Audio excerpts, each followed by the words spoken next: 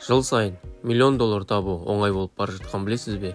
Credit Suisse қаржылық конгломератының ғаламдық байлық ажайбы Global Wellness Report'тың пайымдауынша, әлемде долларлық миллионерлер саны үнемі өсіп келеді. 2006 жылы небәрі 8 миллион ғана болса, 2022 жылға 42 миллион болған. Алғашқы миллион кез келген табыс адамның өміріндегі маңызды жетістік. Біріншіден, бұл оңай қол жеткізуге болатын айқын қаржылық мақсат болғандықтан.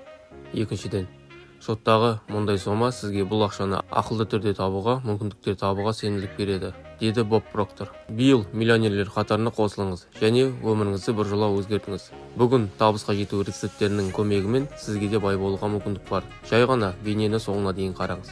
Миллионер жазбасы арнасына қош келдіңіздер. Және дәл осы жерде ақшаның барлық құпиялары ашылады.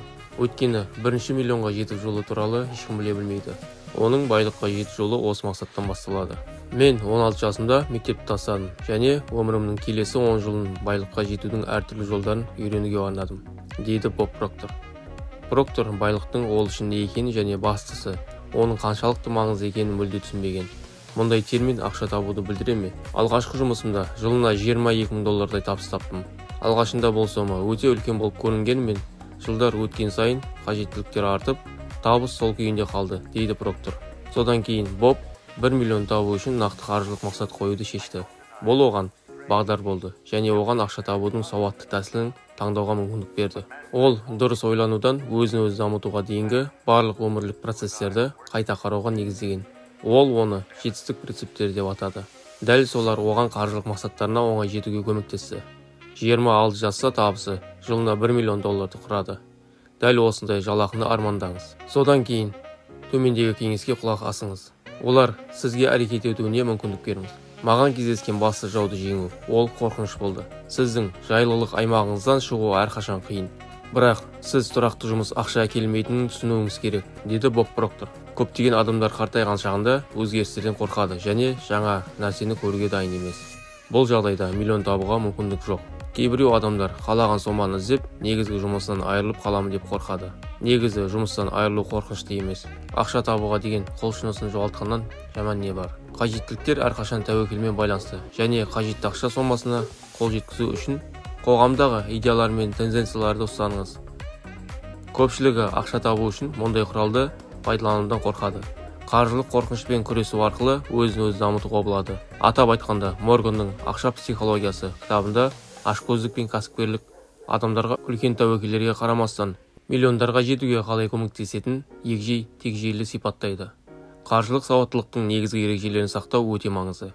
Өйткені олар баюдың катализаторы болып табылады, деді Проктор. Егер сіз нөлден бастап 1 миллион доллар тапқыңыз келсе, ең алдымен ақшаны үнемдеуді үйрену керек. Кез келген бизнесті нақты жоспарсыз бастау. Ол дегеніміз, нәтижеге қол жеткізу мүмкін емес. Сыни қателер жиі жіберілетін болады. Қаржылық немесе инвестициялық жоспар бұл белгілі бір нәтижеге әкелетін әрекет механизмінің бір түрі. Басты мақсат, дәл осындай шаблонды жасау барысында біз әлсіз жақтарымызды байқаймыз.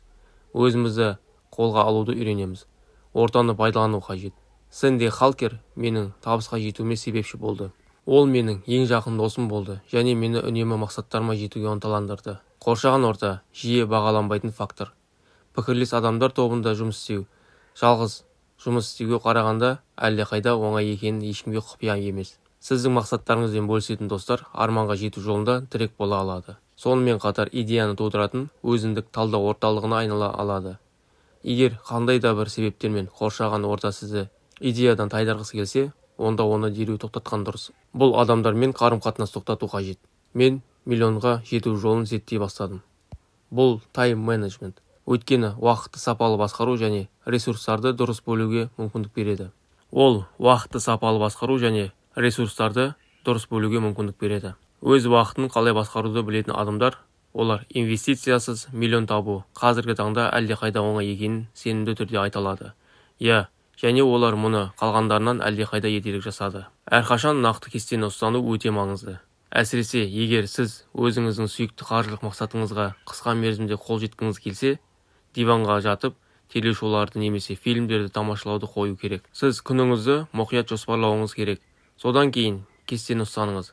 Сонда ғана жемісті күнделікті жұмысқа дағдылануға болады. ешқашан жарты сағаттық жұмысты бір күн бойына созуға болмайды. Миллион бұл өте тартымды және таң қалдыратын сан. Мен оны табу өте оңай екеніне сенгім келеді. Бірақ сіз міндетті түрде қиындықтарға тап боласыз. Ең бастысы олардың барлығы көбінесе психологиялық деңгейде болатынын түсіну.